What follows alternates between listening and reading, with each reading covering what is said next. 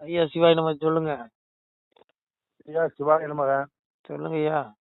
ஐயா எடப்பாடிக்கும் திமுகவுக்கும் அதாவது ஸ்டாலினுக்கும் வந்து என்ன வித்தியாசம்? அமித்ஷாவுக்கும் கனிமொழிக்கும் என்ன வித்தியாசம்? என்ன ஒற்றுமை இவர்களுக்குள்ள சொல்லுங்க பாப்போம். அதாவது ஒரு ஸ்டாலினுக்கும் எடப்பாடிக்கும் ஒரே வித்தியாசம் தான். இவர் திருநீர் பூசி இருப்பாரு, அவர் திருநீர் பூசி இருக்க மாட்டாரு. அவரு திருநீர் பூசாம செய்யற வேலையை இவர் திருநீர் பூசிக்கிட்டே செய்வாரு. ரெண்டுமே மொத்தத்துல இந்துக்களுக்கு எதிரானவங்க தான். அவர் வாழ்த்து சொல்ல மாட்டாரு, இவர் வாழ்த்து சொல்லுவாரு, சொல்லிட்டு ஆப்படிப்பாரு. ரெண்டுமே ஒண்ணுதான். நீ வந்து திமுகவும் சரி, இது மன்னிக்கணும், ஸ்டாலினும் சரி எடப்பாடியும் சரி ரெண்டு பேரும் ஒரு ஒரு தட்டில் தூக்கிச்சின்னா ரெண்டு பேரும் ஒரு தராசில் தூக்கிச்சின்னா ஒரே ஒரே இடதான், ஒரே போல வருவாங்க எண்ணங்கள்ல செயல்பாடுகள்ல. ரெண்டும் ஒண்ணுதான் ஐயா. அவரு திருநீர் பூசாம சனாதனத்தை அழிப்பேன்னு சொல்லுவாரு, இவரு திருநீர் பூசிக்கிட்டு சனாதனத்தை ஒழிப்பேன்பாரு. ரெண்டும் ஒண்ணுதான். ரெண்டு அவங்களுக்கு சித்தாந்தம் ரெண்டு இருக்கு. சொல்லுங்க. அவங்கள அடிக்கிற மாதிரி அடிப்பாங்களாம், அவங்களை இடிக்கிற மாதிரி இடிப்பாங்களாம், கடைசியில் அவங்களுக்கு ஒற்றுமையா தான் இருப்பாங்க. அதான் உண்மை, எழுதி வச்சுக்கோங்க. அதான் சென்ற முறை வந்து தனிச்சு ஒரு மனுஷன் தனியா பிஜேபியை ஆட்சியில கொண்டு வரலாம்னு சொன்ன மனுஷனை கடைசியில காணாம ஆக்கிட்டானுங்க. கடைசியில் அவரையே மூளைச்செலவு பண்ணி அவரையே பிரச்சாரம் பண்ணி வச்சு விட்டானுங்க. எந்த நாக்குல எடப்பாடி வச்சு செஞ்சாரு, அதே நாக்குல அண்ணன் எடப்பாடியை நான் முதல்வராக்காமல் விட மாட்டேன்னு அண்ணாமலை சொல்றாரு. அண்ணாமலை சொல்லல, தலைமை சொல்ல வச்சுட்டான். ஆமா. அப்ப இதுல இருந்து என்ன தெரியுது? எடப்பாடிக்கும் ஸ்டாலினுக்கும் ஒரு வித்தியாசமும் கிடையாது. அவர் திருநீர் பூசி இருப்பாரு, இவர் திருநீர் பூசி இருக்க மாட்டாரு. ஆனா ரெண்டு பேரும் ஒரே வேலையை தான் செய்வாங்க. ஆர்ட் பண்ணக்கா வருமா வந்து ஆர்டிஸ்ட் வருமா வந்து கைது பண்ணுவாங்க எடப்பாடி. அப்புறம் சொல்றீங்க இந்த எடப்பாடி மட்டும் என்ன பெரியதான்? எடப்பாடி எஸ்டிபி கட்சி கூட கூட்டணி வச்சவர் தானே ஐயா. இன்னைக்கு ஒரு வழி இல்ல, இன்னைக்கு பிஜேபி கூட்டணி தலைமை கூட்டணி இல்லைன்னா ஜெயிக்க முடியாதுன்னு தெரியும், அதனால காலைல விடுறாரு. நாளைக்கு தனிச்சு ஆட்சி பிடிச்சோன்னு பாருங்க, போயாம பாருங்க தூக்கி எரிஞ்சிருவாரு. அதுக்கு தனி பெரும்பான்மையில மட்டும் வரட்டு. எடப்பாடியை பத்தி அந்த மோடிக்குன்னு தெரியல, மோடியில குழந்தையாவே இருக்காரான்னு தெரியல, எடப்பாடி சுயரப்பும் தெரியல. நமக்கு தெரிஞ்சிருக்கு. நான் என்ன சொல்றேன், தனி பெரும்பான்மையில இருங்க. அதிமுக தனி பெரும்பான்மையில ஆட்சியை பிடிக்கிற மாதிரி வந்துச்சுன்னா அண்ணாமலையா யாருப்பா அதுன்னு கேட்பாரு. ஆனா இன்னைக்கு அண்ணாமலை இவ்வளவு தூரம் பிரச்சனை பண்ணலாம், எடப்பாடி இல்ல எந்த பாடியும் ஜெயிக்க முடியாது. இல்லைங்க, அதனால புரிஞ்சுக்கோங்க. அப்புறம் கேளுங்க, கனிமொழிக்கு அமித்ஷாவுக்கு என்ன வித்தியாசம்னா, இருங்க எலெக்ஷன் டைம்ல வந்து சீட்டு கொடுத்த இடம்லாம் பாத்தீங்களா? பாஜகவுக்கு ஜெயிக்க முடியாத இடமா பார்த்து கொடுத்திருந்தாரு. இதெல்லாம் மட்டும் நீங்க கிழிச்சிருவீங்க. அப்படி ஏன்னா போவாங்கய்யா, ஏற்கனவே மண்ணை கவுனவனுக்கு தான் சீட்டை கொடுத்துருக்கானுங்க. ஏன் நான் என்ன கேட்கறேன், அந்த கட்சிக்காக உழைச்சும் எவ்வளவு பேர் இருக்கான் அவனுக்கு கொடு. ஏழை எளிய மக்கள், என் பிள்ளைகள் எவ்வளவு பேர் நிக்கிறான், அந்த கட்சிக்காக உழைச்சிருக்கான், போஸ்டர் ஒட்டியிருக்கான், அவனுக்கு கொடு. சும்மா ஏற்கனவே கொடுத்தனைக்கு வானதி தமிழிசை வேற யாரு உனக்கு? வேற ஆளை கிடையாது. எல்முருகன் இவங்களை விட்டு உனக்கு வேற ஆளை கிடையாதா? அப்ப நாங்களாம் என்ன நக்கிட்டு தெருவில் போறதுக்கா? கொடுத்தா கட்சி வளர்ந்துருமே, வாயில வந்துடும் போதியா. இன்னும் புரிஞ்சுக்கிடுங்க, இந்த கட்சிக்காக உழைச்ச பிள்ளைங்க நிறைய பேர் இருக்கான், மன்னிச்சுக்கோங்க. கட்சி வளர்ந்துரும்ல, கட்சி வளரும், அடுப்புக்குள்ள வளரும். திமுகவுல ஒவ்வொரு அறிவாலயத்து ஒவ்வொரு செங்கலையும் உருவேன்னு சொன்ன மனுஷன அவரு செங்கலை உருவி ஓரமா உட்கார வச்சுட்டானுங்க. இவனை கிழிப்பானுங்க ஒழுங்கயா. அமித்ஷாவுக்கும் கனிமொழிக்கும் ஒரே வித்தியாசம் தான். கனிமொழி என்ன பண்ண, வீர சாவர்கரை கிளின்னு கிடைக்கும் நமக்கு. இது பிஜேபியின் கொள்கை தலைவன் எங்க ஐயா வீர சாவர்கர், பிதாமகர் பீஸ்மர் அத்வானியா கிளின்னு கிடைக்கும். அந்த கட்சி ஆரம்பிச்ச தலைவனை கிளின்னு கிடைக்கும். பார்லிமெண்ட்லயே வீர சாவர்கரை கேவலப்படுத்தி பேசும். பிஜேபி தலைவர்களை மோடி தமிழ்நாட்டுல கால வைக்க முடியாதுலாம் சொல்லும். ஆனா அமித்ஷா என்ன சொல்லுவாரு, கனிமொழிக்கு பிறந்த நாள் வாழ்த்து சொல்லுவாரு. ஆனா கனிமொழி அப்படி இல்லை, வச்சு கிளின்னு கிடைக்குதான் இவங்களுக்குள்ள வித்தியாசம். அப்புறம் இன்னும் ஒரு படி மேல போய் மோடி கலைஞர் ஐயாவை எங்களுக்கு அனுப்புங்க, நான் அவரை நல்லா பாத்துக்கிறேன்னு சொன்னாரு. யாரு? மோடி ஐயா. அதனால இங்க பாருங்க, அதை விட ஒரு படி மேல போய் ராஜ்நாத் சிங் கலைஞர் அந்த காயின் வெளியீட்டு விழாவில் வந்து திமுக அப்படியே புகழுன்னு புகழ்றாரு. ஆனா திமுக காரன் மேடைக்கு மேட கிளின்னு கிழிக்கிறான் பிஜேபி காரன். அப்ப வெக்கம் இருக்கா, மானம் இருக்கா, சூடு இருக்கா, சோரணம் இருக்கான்னு நம்ம தான் புரிஞ்சுக்கணும். என்னையா அது நடக்குது? அவன் திமுக காரன் கிளின்னு கிழிக்கிறான். பிஜேபி ஒருத்தரையும் விட்டு வைக்கிறது இல்ல, மோடியை விடுறது இல்ல, அமித்ஷா விடுறது இல்ல, எல்லாத்தையும் மானக்கேடா பேசுறான். அப்புறம் இவரு உதயநிதி சொல்லவே வேண்டாம், மோடியாவது டேடி என்னமோ சொன்னாரு, அது என்ன வசனம் போட்டு பேசுறாரு. யாரு? உதயநிதி. அப்புறம் சிவாஜி கிருஷ்ணமூர்த்தி சொல்லவே வேண்டாம். அப்புறம் கனிமொழி ஐயோ. அப்புறம் ஆராசா பார்லிமெண்ட்லயே வச்சு பிஜேபி கிளின்னு கிழிக்கிறாரு. ஆனா திமுகவுக்கு பிஜேபி தலைவர் அவ்வளவு வாழ்த்து சொல்றாங்க. டிஆர் பாலு விட்டீங்களே. டிஆர் பாலு. அப்புறம் என்னையா நடக்குதுங்க? சிகாமணிகள். அவர் ஸ்டாலின் சொல்லவே வேண்டாம். புடிச்சு மிரட்டுறாரு, இவங்கள வச்சு செய்யறாரு. ஆனா இங்க பிஜேபி தலைவர் அவ்வளவு வாழ்த்து சொல்றான். அப்ப என்னையா நடக்குதுங்க? கனிமொழிக்கு பிறந்தநாள் வாழ்த்து சொல்றாரு அமித்ஷா. அவங்க என்ன பிஜேபி அப்படி என்ன செஞ்சுட்டாங்க? அவங்க என்ன தியாகியா? அப்புறம் எதுக்கு 2G ஊழல்னு சொல்றீங்க? கனிமொழிய சொல்லாதீங்க. ஒண்ணு புரிஞ்சுடுங்க ஐயா, இங்க வந்து தொண்டர்கள் மட்டும்தான் அடிச்சுட்டு சாகணும். இவங்க எல்லாம் ஒற்றுமையா தான் இருப்பாங்க. இவங்களுக்கு ஒரு நோவு வந்துட்டுனா அவளையும் போய் உடனே அவங்க இறைவன்ட்ட பிரார்த்தனை செய்கிறேன் அவர் உடல்நலம் பெற அப்படின்றாங்க இவங்க எந்த கும்பல். அப்புறம் அவன் வீட்டுல இலை விழுந்துட்டு வச்சுக்கோ, ஆளா போய் மாலையோட நிப்பான். யாரு? இங்க மேடையில அவன் இப்படி அவன் ஊழல் கட்சி குடும்ப கட்சி அப்படியுமா. அங்க எவனா செத்து போயிட்டான போய் மாலை போட்டுட்டு அப்படியே கண்ணீர் வடிச்சு அவன் அழுறானே இவன் அழுவான். யாரு? பிஜேபிக்காரன். இதுதான் திமுக பிஜேபிக்குள்ள வித்தியாசம். அவங்களுக்கு உடம்பு சரியில்லை பிபி ஆறுதல் சொல்லுவாங்க. அப்புறம் உடம்பு பாத்துக்கோங்க, ஏன்னா உங்க உடம்பு நல்லா இருந்தாதான் நீங்க மறுபடியும் பிஜேபியை நல்லா திட்டுவீங்க. ஆனா எங்களை திட்டுறதுக்காக நீங்க நல்லா இருக்கணும்னு சொல்லி வாழ்த்து சொல்லிட்டு வருவான். யாரு? நம்ம ஆளு பிஜேபிக்காரன். இதுதான் பிஜேபிக்கு திமுகவுக்குள்ள வித்தியாசம். என்னையா நடக்குது? உண்மையில் நானும் ஒரு இவங்க எப்படி இவங்க நம்புறது சொல்லுங்க? கவலைப்படாதீங்க, உங்க பிரச்சனை எல்லாம் தீர்க்கறதுக்கு அது இருந்து வந்து யோகி ஆதித்யநாத் வருவார். எங்க ஐயா யோகி பிரதமர் ஆகணும், புரிஞ்சுக்கோங்க. எங்க ஐயா யோகி ஆதித்யநாத் பிரதமர் ஆகணும். எங்க ஐயா ஹெச் ராஜா குடியரசுத் தலைவர் ஆகணும். அண்ணாமலை உள்துறை அமைச்சர் ஆகணும். இந்த 3 பேரும் இந்த பதவியில் வந்தார்கள் என்றால் ஊழல் ஒழியும், லஞ்சம் இருக்காது, நாடு நல்லா இருக்கும். இவங்க எல்லாம் அப்பதான் நாடு உருப்படும். அது வரைக்கும் இங்க ஒண்ணும் பண்ண முடியாது.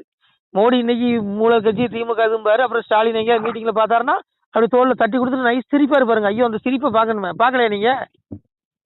13 வருஷம் ஆச்சு ஊழல் ஒழிச்சிருன்னு சொல்லி 1000 ரூபா நோட்டை ஒரே நாள்ல செல்லாருன்னு சொன்ன மோடியால ஏன் இந்த திமுக வந்து பயப்படுறாரு? ஏன் இவ்வளவு மென்மை போக்கு? கேள்வி வருமா வராதா? அப்புறம் நாங்க ஊழல் ஒழிச்சிருவோம்.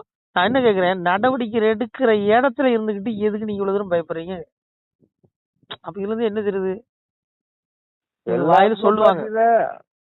வாயில சொல்லுவாங்க அது ஊழல் பண்ணிட்டான், அப்படி பண்ணிட்டாங்க, இப்படி பண்ணிட்டாங்கன்னு. ஆனா இவங்க ஒண்ணும் பண்ண மாட்டாங்க ஐயா. அதிகாரத்துல இருக்கும்போது ஒண்ணும் செய்ய முடியல. அதிகாரத்துல இருந்தே ஒண்ணும் பண்ண முடியலன்னா நாளைக்கு மண்ணை கொண்டீங்கன்னா எப்படி? அவ்வளவுதான். இது ஒரு ஆணவம் தான் என்ன பொறுத்தவரை. இவங்களுக்கு பெரிய இது நம்மள அசைக்க முடியாது அப்படிங்கிற நினைக்கிறதே ஒரு ஆணவம். அதனால நமக்கு எதுக்கு அரசியல்? நம்ம அப்பா சிவனை தேடிட்டு போவியா? அரசியல் மண்ணலி போடுங்க. இங்க எவன் ஆண்டா நமக்கு என்ன? நீங்க பிரதமருக்கு முயற்சி பண்ணுங்களேன். எனக்கு பிரதமர், எனக்கு கைலாச பதவி இருக்கு, அது போதும். இந்த உடல்ல இருந்து இந்த ஜீவாத்மா எப்ப பரமாத்மா போகுமோ அது போதும். என்னங்க அதாவது மேல போனா செலவுக்கு போனோம்னு சொல்லி இப்ப போன வைக்கிற இடத்துல பணத்தை வச்சு வச்சிருக்கேன் எப்படி சொல்லிட்டு இருக்கீங்க? பெணவரை கூட பணத்தை வைப்பான், எல்லாம் வைப்பான். அதான் மோடி இருக்காருல, கண்டுபிடிச்சிருவாரு. போங்க வாங்கய்யா வச்சு கீழி திமுக மேடைக்கு மேடை பிஜேபி தான் திட்டுறான். தூங்கி முடிச்சா மோடியை தான் திட்டுறான். ஆனா இவங்க ஒன்னும் பண்ண மாட்டேங்கிறாங்க. நமக்கு கூட ஆதங்கமா இருக்கு, மோடி பேசும்போது நமக்கு ஆதங்கமா இருக்கு. ஆனா இவங்க எதையுமே கண்டுக்கலையா, திட்டுறாங்க, இவங்க வாழ்த்து சொல்றாங்க. போய் சீட்டு கொடுப்பாங்க. மோடி தான் என்ன பண்ணாரு, கலைஞர் உடம்பு சரியில்லாம இருக்கும் போயிருந்தாருல வீட்டுக்கு கோவாலூர் போயிட்டு என்ன சொன்னாரு? போய் என்ன சொன்னாரு? அனுப்புங்க என் கூட, நான் அவரை நல்லா பாக்குறேன்னாரு. அப்புறம் நீ ஊழல் ஒழிப்புன்னு வேற சொல்றீங்க. எப்படி ஊழல் ஒழிப்பீங்க? ஒரு ஊழல்வாதியை காப்பாத்துறேன்னு சொல்றவரே வந்து ஊழல்வாதி எப்படி காப்பாத்துவார்? ஊழல் வந்து எப்படி வந்து கொண்டு வருவார் நாட்டை? நமக்கு அபிப்பிராயம் முயற்சிங்க. மோடி மேல அது நல்ல ஒரு விஷயம் இருந்தது, இல்லைன்னு சொல்லல. 99% பிஜேபி தொண்டர்கள் உண்மையான தொண்டர்கள். அதாவது இன்னைக்கு திராவிட கட்சியில இருந்து வந்தவங்க நான் சொல்லல, இவங்களுக்கு கட்சி பிஜேபி சித்தாந்தம் இவங்களுக்கு என்னன்னே தெரியாது. உண்மையான பிஜேபி பழைய தொண்டர்கள் அவ்வளவு மோடி வெறுக்க ஆரம்பிச்சிட்டான். எல்லாம் யோகி பின்னாடி தான் இருக்கான். எப்படா இவரு பதவி விலகுவாரு, யோகி பிரதமர் ஆவாருன்னு எதிர்பார்த்துட்டு இருக்கான். புரிஞ்சுக்கோங்க.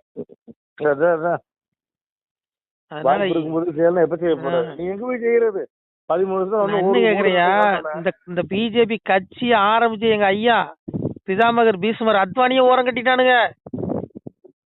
ஏன் அவருக்கு ஒரு டைம் பிரதமர் வாய்ப்பு கொடுங்க. ஏப்போ நீங்க மட்டும் அப்படியே அழுவீங்க. அவர் பிதாமகர் பீஷ்மரை கிளிப்பாங்க அந்த கும்பல், திமுக கும்பல். இந்த கட்சி ஆரம்பிச்ச பிதாமகர் பீஷ்மர். ஆனா இவன் அவ்வளவு திமுக காரன் பிஜேபி காரன் இங்க வாழ்த்து சொல்றான். யாரு? இவங்க திமுக தலைவர்கள் பிறந்த நாளுக்கு. என்னையா இது? திராவிட பாஜகன்னு வச்சுக்கலாம் பேரு. திராவிட பாஜக வாயில வந்துடும். நான் என்ன சொல்றேன், திராவிட பாஜக உதயநிதி பிஜேபி யாரு கிளி கிழிக்கிறாரு, தலைமையை அசிங்கப்படுத்தி பேசுறாரு. செந்தில் பாலாஜி சொல்லவே வேண்டாம், சிவாஜி கிருஷ்ணமூர்த்தி சொல்ல வேண்டாம், கனிமொழி சொல்லவே வேண்டாம், ஆராசா ஐயோ அவ்வளவு கிளி. அப்புறம் திமுக பேச்சாளர்கள் டிவி விவாதங்கள்ல மோடி தான் கிழிக்கிறான், திட்டுறான். ஆனா இவங்க வாழ்த்து சொல்றாங்க. ஏதாவது அவங்க குடும்பத்துல யாருக்காவது உடம்பு சரியில்லைன்னா அப்படியே போய் உட்காந்துட்டு பவியமா நல்லா பாத்துக்கோங்க, உங்க உடம்பு நல்லா இருக்கணும், அப்பதான் நீங்க எங்களை கிழிக்க முடியும், அதுக்காக நீங்க ரொம்ப நல்லா பாத்துக்கோங்க உடம்பு. எப்படி கேட்டா பண்பும் பானுங்க, பண்பு மாண்பு என்னடா மாண்பு? அப்ப தொண்டர்கள் மட்டும் அடிச்சுட்டு சாகணும். நீங்க மாண்பு, நீங்க ஒட்டி உறவாடுவீங்க, தொண்டர்கள் மட்டும் அடிச்சுட்டு சாகணும்டா.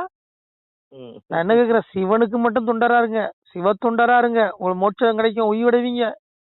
ஆத்மா பேர் வாங்கிட்டு வந்தா பரவாயில்லைங்க. எத்தனை பேர் செத்து இருக்கேன், எத்தனை பேர் செத்து இருக்கேன், செத்தவன் குடும்பத்துல விட்டுருங்க, செத்தவன் எத்தனை பேரு. நான் என்ன கேக்குறேன், செத்தவன் குடும்பத்துல எவனுக்காவது இவனுக்கு எம்எல்ஏ சீட்டு கொடுத்தானுங்களா பிஜேபி இருந்து சொல்லுங்க. கட்சிக்காக விளைஞ்சு எத்தனை செத்தான், படுகொலை செய்யப்பட்டான். அந்த குடும்பத்துல ஒரு நபருக்கு சீட்டு கொடுத்தியா? வேட்டியில அழுக்கு விட்டாதவனுக்கு தான் சீட்டு. அவன் பிஜேபிக்கு அவனுக்கு சம்பந்தம் கிடையாது. அவனுக்கு பதவி சுகம், பதவி வெறி. இப்ப ஒண்ணு வேண்டாம், அண்ணன் இப்ப நயினார் நாகேந்திரனுக்கு நீ தலைவர் பதவி கொடுத்துருக்க, நாளைக்கே தலைவர் பதவி எடுத்துட்டு உங்களுக்கு எந்த பதவியும் கிடையாதுங்க, நீங்க ஒரு 5 வருஷமா தொண்டரா தொடருங்கன்னு சொல்லு. அந்த நாளைக்கே திமுக போயிருவாரு. திமுக போய் மோடி திட்ட ஆரம்பிச்சிருவாரு, அவரும் மோடி திட்டுவாரு. அப்புறம் திமுக சேரணும், ஒரே குவாலிபிகேஷன் மோடியை திட்டணும். சோ விடுங்க, எனக்கு இந்த அரசியல் தொண்டெல்லாம் பிடிச்சிக்கிங்க. சத்தியமா எனக்கு இதெல்லாம் பேசாதீங்க. எவன் ஆண்டா எனக்கு என்னங்க, எவன் ஆண்டாலும் நான் மக்கள், ஏழை எளிய மக்கள், நடுத்தர மக்கள் கஷ்டம் தான் பட போறான். இவனுக்கு நல்லா தான் இருப்பானுங்க. இவனுக்கு என்ன குறை? இவனுக்கு என்ன அரிசி கிலோ 2000 ரூபாய்க்கு வித்தாலும் அவனுக்கு இந்த காசால வாங்கி திங்கிறதுக்கு. ஏழை எளிய மக்கள் தான் பாவம். ஆனா விடுங்க, இவன் அரசியல் விட்டு தெலுங்கு. அதனால பிஜேபியும் வேண்டாம், நமக்கு யாரும் வேண்டாம். நமக்கு ஒரே ஒருத்தர் போதும், எங்க ஐயா யோகி யோகி யோகி சுவாமி வரணும். அண்ணாமலை உள்துறை அமைச்சர் ஆகணும், ஹெச் ராஜா குடியரசுத் தலைவர் ஆகணும். அப்ப பாருங்க இந்த நாடு எப்படி இருக்குன்னு. அமைதி பூங்காவா இருக்கும். ஊழல்வாதி ஒருத்தனும் இருக்க மாட்டாங்க, எல்லாம் வாழை நறுக்கி சுண்ணாம்பு வச்சிருவாங்க. அப்புறம் பார்லிமெண்ட்ல லெவல் 1 5 ஊழல் பண்ணிட்டு அங்க போய் மறுபடியும் ஜெயிச்சு போய் பார்லிமெண்ட்ல கத்த முடியாது. அங்க போய் வாழ்க்கை பெரியா அப்படின்லாம் தொண்டை திறக்க முடியாது. அதான் உண்மை. அதனால விடுங்க, நமக்கு அரசியல் வேண்டாங்க, அரசியல் வேண்டாங்க. தயவுசெய்து போன் பண்ணாதீங்க, அரசியல் பத்தியே கேட்காதீங்க. தெரிச்சலா இருக்கு. சரி வாங்க, இப்ப நாளைக்கு காலையில நான் என்ன கேக்குறேன், ஒரு புழு கூட குத்தினீங்கன்னா கொஞ்சம் திரும்பி பாக்கும். அவ்வளவு கிழிக்கிறானுங்க இவனுக்கு. பாரு என்னத்த மறுபடியும் வாழ்த்து சொல்றான். கனிமொழிக்கு பிறந்தநாள் வாழ்த்து சொல்றாரு. எப்படி? அப்போ யாரு? அப்ப திமுக கூட்டணி வச்சிருக்கீங்களா? கள்ள கூட்டணி உங்களுக்கு எப்படி கேட்க தோணுமா தோணாதா? சித்தாந்தம் என்ன பாருங்க, சித்தாந்தத்துல இருந்து இன்னும் விலகிட்டானுங்க. பிஜேபி சித்தாந்தம் மேலையும் இல்லையோன்னு தோணுது எனக்கு. தமிழ்நாட்டுல மட்டும் தான் இல்லன்னு நினைச்சேன், மேலையும் இல்லையோன்னு தந்தையும் வருது எனக்கு. உங்களுக்கு இப்பதான் சந்தை வருதாக்கும். சரி, இன்னைக்கு வந்து அண்ணாமலை தூக்கி நயினார போட்டாங்களா, அன்னைக்கே சந்தை எங்களுக்கு தான் வந்துருச்சு. அப்படி கிடையாதுங்க, நயினாரும் தூக்கி போடல, பிஜேபி கொண்டு அடமானம் வச்சுட்டானு அதிமுக கூட. சரத்குமார் பாருங்க, சரத்குமார் வந்து சரத்குமார் இப்போ சமத்துவ மக்கள் கட்சி கையில வச்சிருந்தா நேரம் ஒரு 5 சீட் வாங்கிருக்கலாம். அந்த ஆளு பாருங்க, அது தேவையில்லாம சமத்துவ மக்கள் கட்சிட்டு ஒரே நாள் இரவுல பிஜேபி கொண்டு அடமானம் வச்சு காலமாக்கிட்டான் கட்சி. அவரு காலமாக்கிட்டாரு. அதே மாதிரி இவனுக்கு பாருங்க, கட்சி வளர்ந்து வர நேரத்துல அதிமுக கூட நயினாரை நம்பி அதிமுக கூட அடமானம் வச்சு கட்சி கை பண்ணிட்டானுங்க. இந்த தேர்தல் முடிச்சுக்கு அப்புறம் பாருங்க சுண்ணாம்பாயிருவானுங்க. எத்தனை இடத்துல மண்ணை கவிருக்காம பாருங்க பிஜேபி. பாருங்க எழுதி வச்சுக்கோ, ஒரு சீட்டு கூட ஜெயிக்க மாட்டான். எழுதி வச்சுக்கோ, நீ அண்ணாமலைக்கு பண்ண துரோகம், ஒரு சீட்டு ஜெயிக்க முடியாது உனக்கு. எழுதி வச்சுக்கோ. தனியா நின்றா கூட நம்ம ஒரு 60-70 இடம் ஜெயிச்சிருக்கலாம் ஐயா.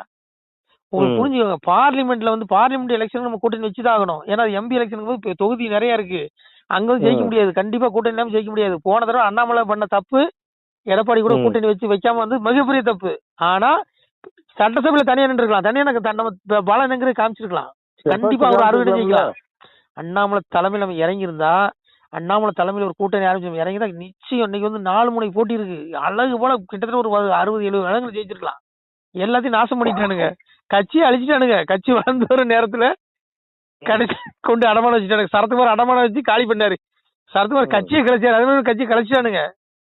இப்ப எடப்பாடி மட்டும் தனி பெரும்பான்மை வரட்டு பாரு, கை கழட்டி விட்டுருவாரு. மோடி யாருன்னு பாரு, எழுதி வச்சுக்கோ. மோடியா? மோடி யாரு?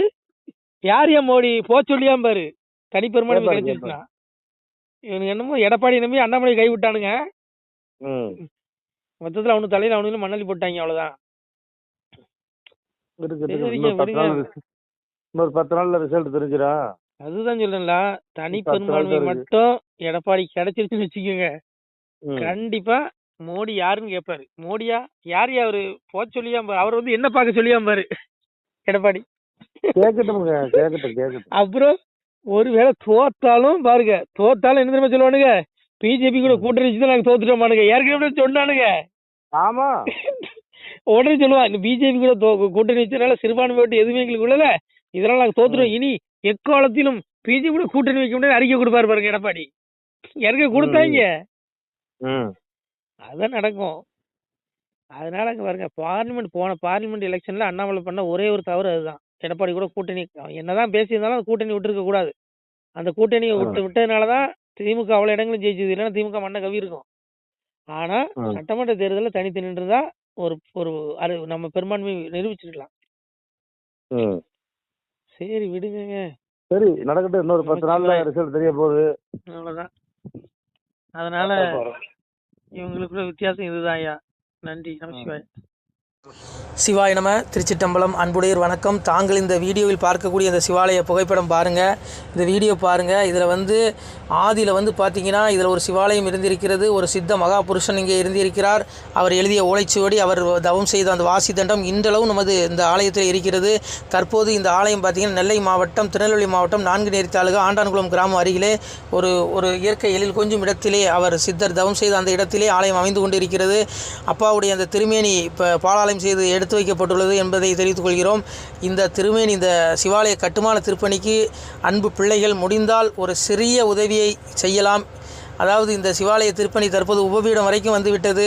தற்போது கர்ப்பகிரகம் கட்ட எங்களிடத்தில் பொருளாதாரம் இல்லாத காரணத்தினாலே தங்களிடத்திலே 2 கரம் கூப்பி ஏகபரா குரு பிச்சை என்று அப்பாவுடைய திருநாமத்தை கூறி பிச்சை கேட்கிறோம். மக்களே, முடிந்தால் உதவுங்கள், இல்லை என்றால் ஒரு 2 பேருக்காவது பகிருங்கள். இதை பார்க்கக்கூடிய யாராவது ஒரு சிறிய உதவி செய்தாலும் கூட எங்களால் முடிந்த இந்த திருப்பணியை முடித்து விடுவோம்.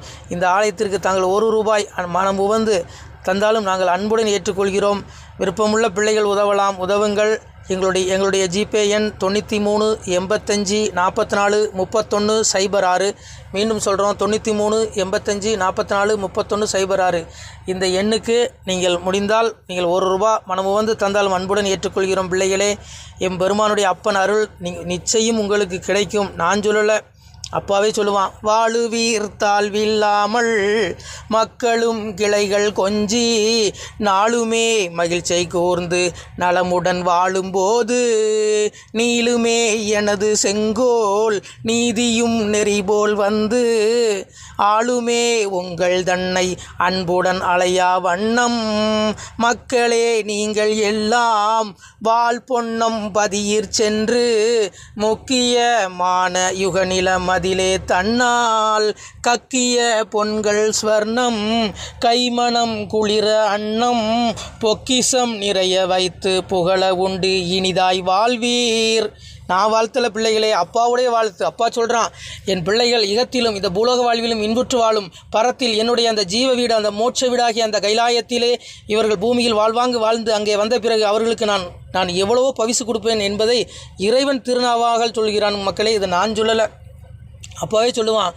ஆணுடன் பெண்ணும் பெற்று அதிகமாய் செல்வமாகி தானுட நினைவு முற்று தர்மமும் நெறியும் கற்று வேணும் நீள் காலம் எல்லாம் மெல்லியருடனே வாழ்ந்து பூணுதல் கமலநாதன் பொற்பதம் பெற்று வாழ்வீர். அப்பா சொல்கிறான், ஆணுடன் பெண்ணும் பெற்று அதிகமாய் செல்வமாய். என் பிள்ளைகள், என்னை வழிபடக்கூடிய பிள்ளைகள், என்னை விளங்கக்கூடிய பிள்ளைகள் பூமியிலே ஆணுடன் பெண்ணும் பெற்று அதிகமாய் செல்வமாகி நான் தானுடன் நினைவுமுட்டு தர்மமும் நெறியும் கட்டு நீதி நெறியோடு வாழ்ந்து என் பிள்ளைகள் என்னை வந்து அடைவார்கள் என்று அப்பனே சொல்கிறான். மக்களே, அதனால் இந்த சிவாலய திருப்பணிக்கு உதவி செய்யக்கூடிய பிள்ளைகளுக்கு எம்பெருமான் அப்பாவுடைய ஈசனுடைய அந்த திருவருள் நிச்சயம் கிடைக்கும் என்பதில் எல்லளவும் ஐயமில்லை. மக்களே, முடிந்தால் இந்த வீடியோ 2 பேருக்காவது பகிருங்கள். நன்றி. நம சிவாய. திருச்சிட்டம்பலம்.